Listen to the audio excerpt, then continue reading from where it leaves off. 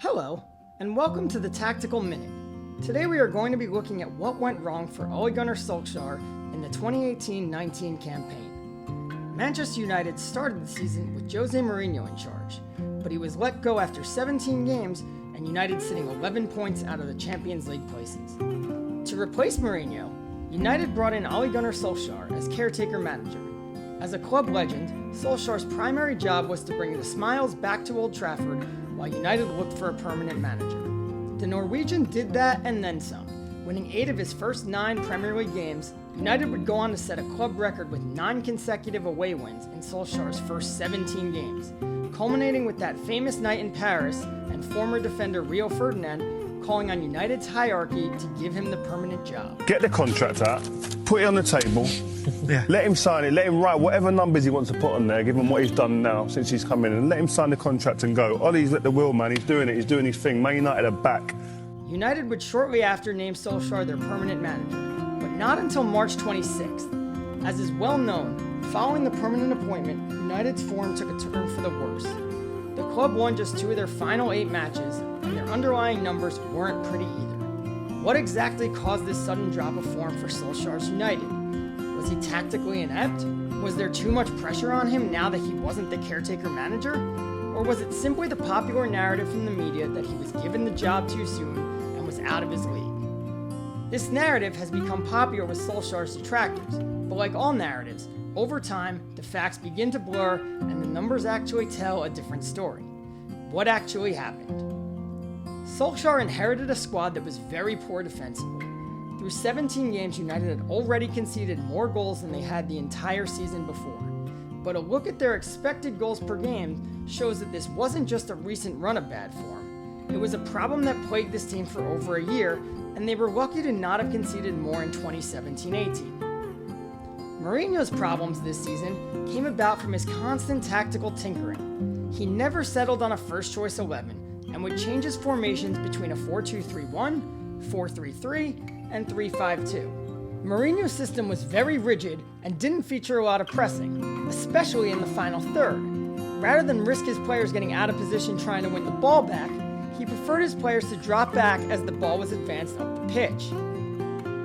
Solskjaer realized that keeping the ball away from your own goal would mean conceding fewer chances for your opponents to score. He immediately established a more pressing system, especially in the final third. The goal was to mask United's defensive frailties by simply holding onto the ball. This was reflected in United's possession map when he first took over. He quickly settled on a first-choice front 6, featuring Nemanja Matic, Ander Herrera, and Pogba in midfield, with Anthony Martial, Marcus Rashford, and Jesse Lingard up front. At the heart of this was Paul Pogba. Solskjaer established him as the number 10 in the 4-2-3-1, with the freedom to roam wherever he pleased. This was a very fluid formation that could also become a 4-3-3 at times. Pogba's free role to drop back and freely get forward allowed him to do what he does best: get in the box and score goals. Solskjaer showed some tactical nuance during his early run. Knowing he couldn't run every team off the field, he switched to a more defensive diamond midfield for key matches against Tottenham, Arsenal, and Chelsea, but still allowed Pogba the freedom to overtake Lingard and be the furthest man forward. The difference between Solskjaer's defensive system and Mourinho's was its rigidity. Mourinho didn't let players vacate their position, while Solskjaer allowed it for the sake of attacking, as Luke Shaw took full advantage of to set up this goal. Solskjaer's tweaks had a profound and immediate effect, with United's attacking and defensive numbers taking a big increase compared to under Mourinho, but outperforming their expected goals by over a half a goal per game suggested this was also a run of hot finishing that would eventually come to an end. Solskjaer knew this run of form wasn't sustainable.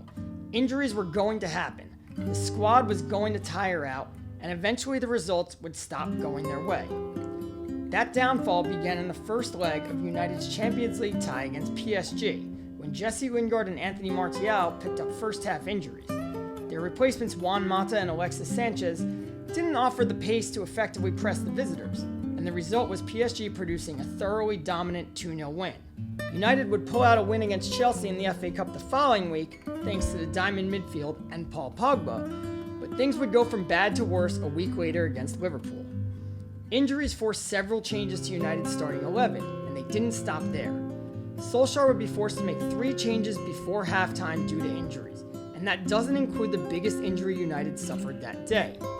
Just 7 minutes into the match, Marcus Rashford injured his ankle on a tackle by Jordan Henderson. Rashford walked around gingerly for a few minutes before Alexis Sanchez began warming up. But when a substitution was finally made, it was Andreas Pereira replacing Ander Herrera. By halftime, United were out of subs, and Rashford was reported to be wincing with every step. He'd play in the second half as a center forward, but moving so infrequently, United were essentially defending with 10 men. The change forced Paul Pogba to drop to a much deeper role and pick up far more defensive responsibilities. The feared injuries were now rearing their ugly head. Down went Martial, Lingard, Herrera, and Matic to be replaced by McTominay, Fred, Romelu Lukaku, Alexis Sanchez, and sometimes even Diogo Dalot.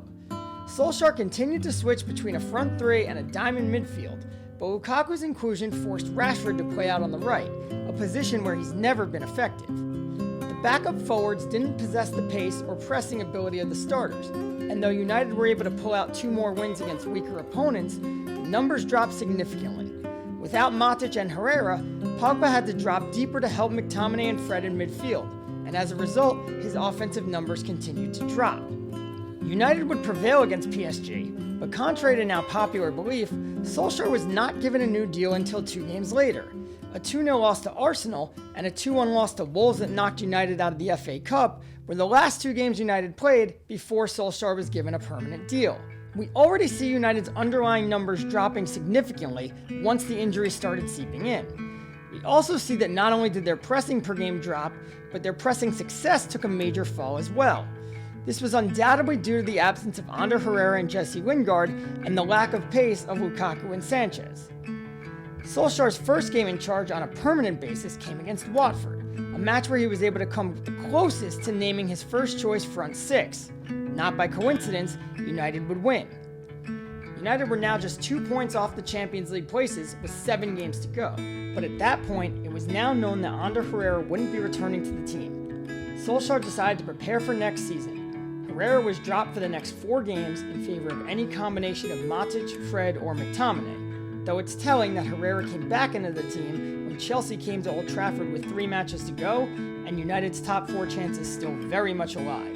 Over the last 8 games, Pogba ended up playing at both ends of the pitch and not so much in the middle.